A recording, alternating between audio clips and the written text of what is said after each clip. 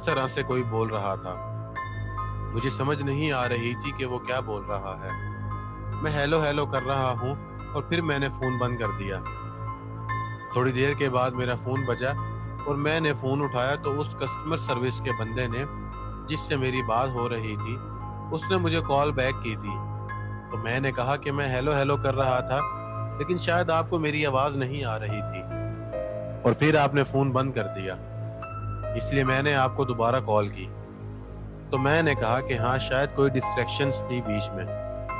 अच्छा, ये जो कस्टमर सर्विस वाले होते हैं, ये स्क्रिप्टेड तरीके से बात करते हैं, यानी जो बात मुझसे करेंगे बाकी सबसे भी इसी तरह से बात करेंगे।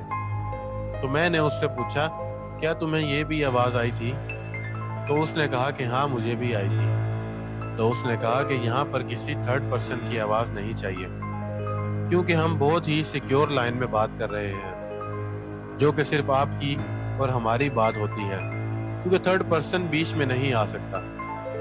और फिर उसने कहा कि ठीक है, आपका इंटरनेट चल गया, आप जो काम कर रहे थे आप कीजिए। इस टाइम सुबह के 3 बज रहे थे, तो मैंने भी अपना कंप्यूटर बंद कर दिया और अपने बेड पर जाकर लेट गया। इस टाइम मैं थोड़ा सा घबरा गया था, क्योंकि इस टाइम मेरे साथ 4 वाकयात हो चुके थे। तो मैंने सारे घर की लाइट्स बंद की, लेकिन अपने कमरे की लाइट ऑन रखी और जाकर बेड पर लेट गया।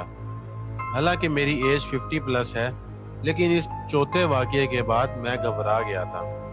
तो मैं जाकर बेड पर लेटा हूँ और मैं बिल्कुल एक बच्चे की तरह लेटा हुआ था। मैंने अपने घुटने फोल्ड किए हुए थे और शीट फुल मुंह तक ओढ़ी हुई थी। तो कमरे में रोशनी की वजह से मुझे शीट से बाहर नजर नहीं आ रहा था। और फिर अचानक मेरी नज़र मेरे पाँव पर पड़ती है।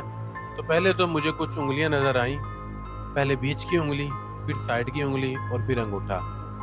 ऐसा लग रहा था जैसे एक हाथ मेरी तरफ आ रहा है।